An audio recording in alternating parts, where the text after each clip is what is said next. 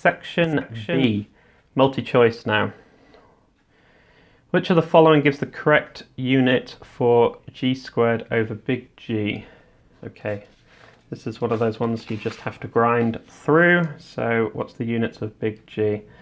So the unit of big G is a Newton meter squared per kilogram squared. So I want it on the bottom, so I'm going to write that the other way around. So it's kilogram squared at the top divided by a Newton meter squared.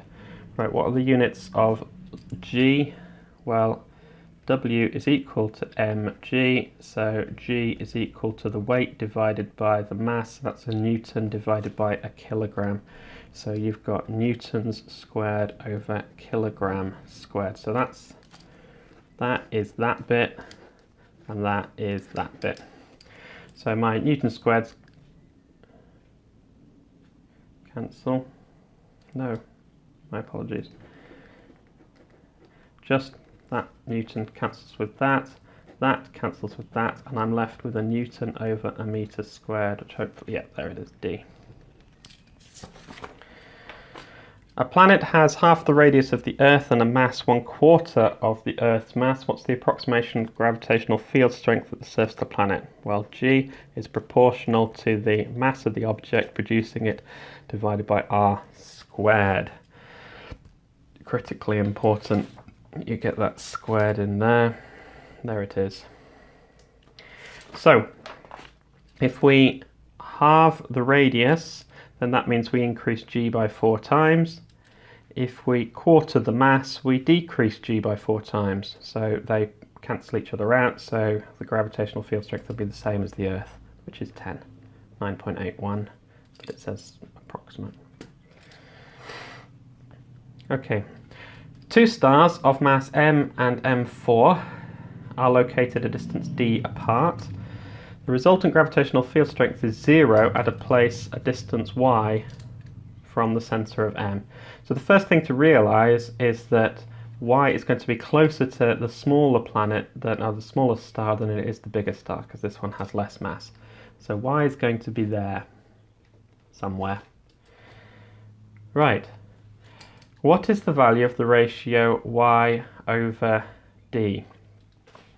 Okay, now this one is actually incredibly easy, because you know that it's going to be this side of the halfway mark.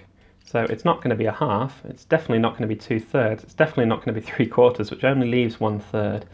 So that's a way you can do things in exams, is you can, if you eliminate possibilities, you only actually have one possible one left, because it's got to be closer to this one than it is that one, and that's the only one that's closer to this one than that one.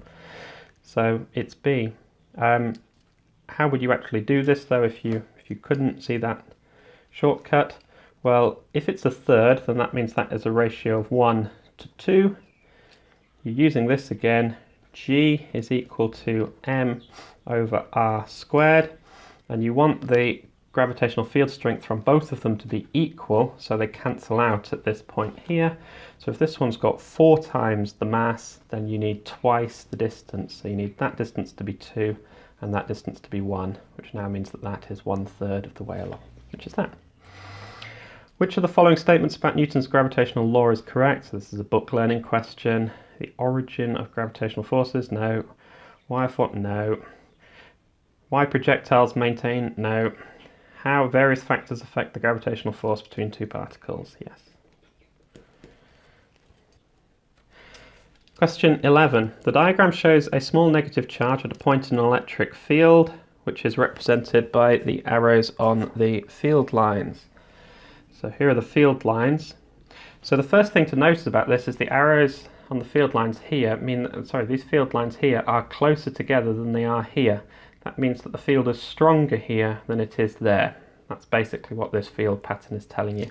And this dotted line here must be a line of equipotential, because it's 90 degrees to all of the field lines. So, when you displace this charge here to the left, so you move it this way, the electric force on it decreases. No, the electric force will increase because here it has a greater field strength. If you move it to the right, the potential increases. Oh God, we're going to have to work that one out, so we'll leave that for the moment. Along the line PQ, so if it's moving along there, the potential energy decreases. Definitely not, because along an equipotential line, the potential energy is going to stay the same. Along the line PQ towards P, the magnitude of the electric force on it is unchanged. Yes, that's true because we're on a line of equipotential, so that must be true. So in an exam, I wouldn't have even bothered to actually work out what B was, because I would have gone through them all on a quick check first, found that one, and then I wouldn't have bothered to work this out. But let's work it out anyway. If we move it to the right, the potential increases. Well, if it was a positive charge, so these field lines must come from positive charges, mustn't they?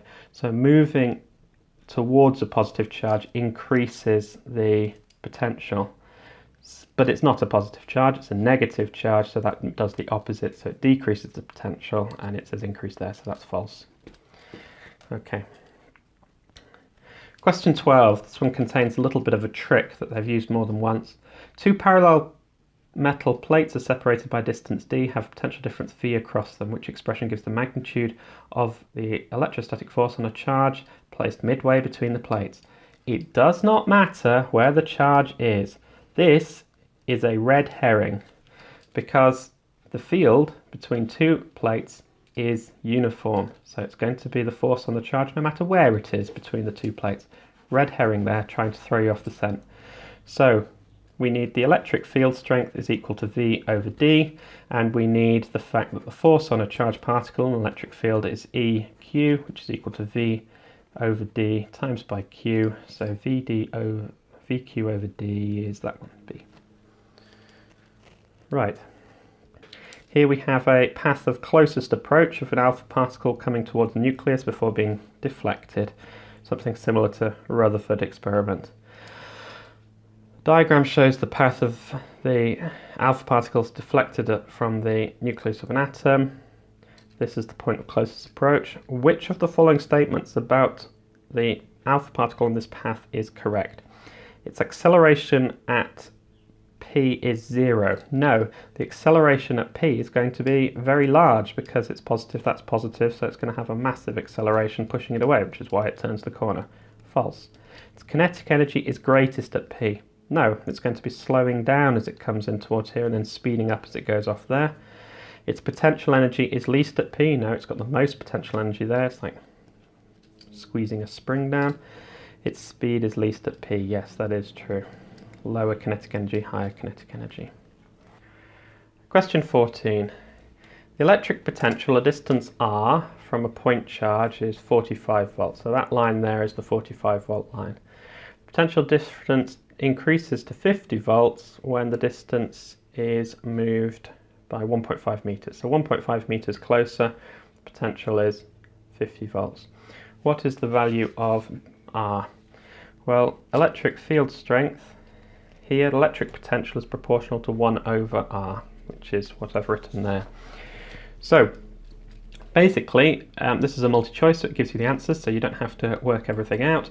This has changed by about 10%, so this must be 10% of the total value. So it's going to be that one there. It's going to be 15 meters. Okay. If you want to do this properly, then what you actually need to do is you do 45 divided by 50, that's the ratio of the two potentials, times that by your value of distance there, and you get the new distance there, which is 13.5 for this one. So you take away your original distance, and there's your change of 1.5 meters, which is the correct answer for that one. All of these will give you the wrong answer. Okay, the diagram shows two particles a distance d apart. One particle has a charge of q, the other one has minus 2 q's. The two particles exert a force of attraction F on each other. Each particle is then given an additional charge of q, so that one is going to become 2q, and that one's going to become minus q. The separation distance is increased to 2d, so it's all the way over here actually, isn't it?